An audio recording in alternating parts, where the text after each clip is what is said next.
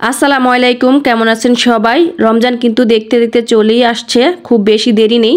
রমজান মাস মানেই হচ্ছে বেশি বেশি ইবাদতের মাস, আর সেই ইবাদতে যাতে কোনো রকমের ঘাটতি না পড়ে তার জন্য কিন্তু আমি আগে থেকে অনেকটা কাজ গুছিয়ে রাখি। এই তো পেঁয়াজ বেরেস্তা করে নিচ্ছি। পেঁয়াজ বেরেস্তা কিন্তু আমাদের সব কিছুতেই লাগে। আমরা যে ভাজাভুজি খাই, তারপর রান্নাবান্না করি, এগুলোতে কিন্তু অনেক ক্ষেত্রেই পেঁয়াজের বেরেস্তাটা লাগে। সেই জন্য কিন্তু আমি আগে থেকে পেঁয়াজের বেরেস্তাটা তৈরি করে রেখে দিই। এতে করে আমার যেমন সময়ও বাঁচে, আবার খুব তাড়াতাড়ি কিন্তু তৈরি করে নেওয়া যায়। এখানে আমি 1 কেজি পেঁয়াজ চিকন করে কেটে নিয়েছি, আর দেখতেই পাচ্ছেন তেলটা কিন্তু অনেক গরম করে তারপরে পেঁয়াজ কুচিগুলো দিয়েছি, আর চুলা আঁচটা কিন্তু হাইয়ে রেখেছি। এখানে আমি অর্ধেকটা পেঁয়াজ প্রথমে দিয়ে তারপরে নেড়ে চেড়ে এটাকে বেরেস্তার কালার করে নিচ্ছি। প্রথম অবস্থা আপনাকে অত নাড়তে হবে না, আপনি মাঝে মধ্যে নাড়া দিলে হবে। যখনই দেখবেন পেঁয়াজের কালার চলে এসেছে তখন কিন্তু আর নাড়াচাড়া বন্ধ করা যাবে না, একদম অনবরত নেড়ে চেড়ে এটাকে খুব সুন্দর করে ভেজে নিতে হবে। এই তো দেখুন এখানে কিন্তু আমার পেঁয়াজের বেরেস্তাটা হয়ে গেছে, খুব সুন্দর একটা কালার চলে এসেছে, আর মুচমুচও কিন্তু হয়ে গেছে। খুব ভালো করে তেল জড়িয়ে উঠিয়ে নিচ্ছি, আর অবশ্যই প্লেটের উপর একটা টিস্যু পেপার দিয়ে নিচ্ছি, এতে করে যে এক্সট্রা তেল থাকবে সেটা কিন্তু টিস্যু পেপারটা টেনে নেবে। এইভাবে করে কিন্তু আমি বাকি সবগুলো পেঁয়াজের বেরেস্তা করে নিয়েছি। এই তো পেঁয়াজের বেরেস্তাগুলো দেখুন অনেকটা ঠান্ডা হয়ে গেছে, আর আমি আপনাদেরকে দেখিয়ে দিচ্ছি এটা কতটা মুচমুচে হয়েছে। এই তো একদম চাপ দিলে কিন্তু গুঁড়ো গুঁড়ো হয়ে যাচ্ছে।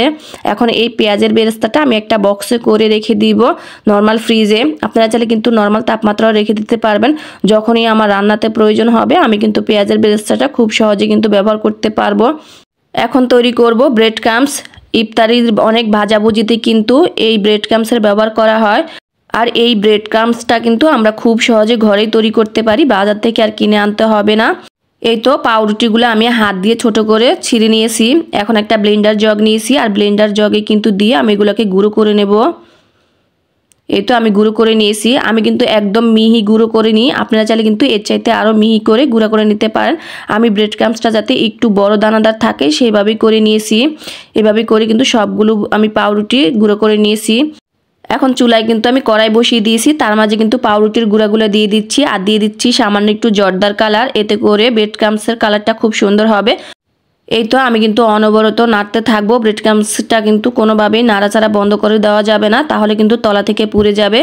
কিছুক্ষণ নাড়ার পর দেখবেন একদম ঝরঝরা হয়ে যাবে আর মুচমুচে হয়ে যাবে। এভাবে করে কিন্তু আমি 3 রকমের ব্রেড ক্রাম্বস তৈরি করে নিয়েছি। এখানে আমি সাদা মিহি ব্রেড ক্রাম্বস তৈরি করে নিয়েছি, আর একটা হচ্ছে অরেঞ্জ কালার একদম মিহি, আর এটা হচ্ছে একটু দানাদার।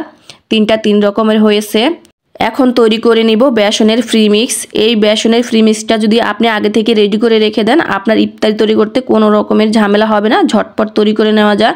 এইখানে আমি ফ্রি মিক্সটা তৈরি করার জন্য 2 কাপ বেসন নিয়েছি, 1/2 কাপ নিয়েছি শুকনো চালের গুঁড়া, আর দিয়ে দিচ্ছি এখানে গুঁড়া মশলা।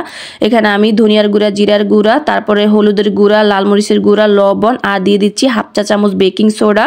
আপনারা যদি বেকিং পাউডার দিতে চান সেক্ষেত্রে কিন্তু আপনাকে 1 চামচ বেকিং পাউডার দিতে হবে, তবে আমি বেকিং সোডাই দিই সবসময়।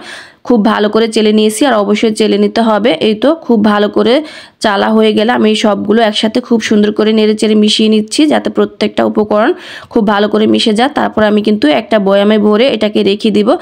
বাস, আর ইফতারিতে কোনো ঝামেলা হবে না। যখন ইফতারি তৈরি করব ঝটপট গুলে কিন্তু ইফতারি তৈরি করে নিতে পারবো। আগে থেকে যদি এইভাবে ছোট ছোট কিছু কাজ এগিয়ে রাখা যায় তাহলে কিন্তু আমাদের রমজান মাসে ইবাদত করতে অনেকটা সময় পাওয়া যায়। আজকের মতো এখানে বিদায় নিচ্ছি, সবাই ভালো থাকবেন, আল্লাহ হাফেজ।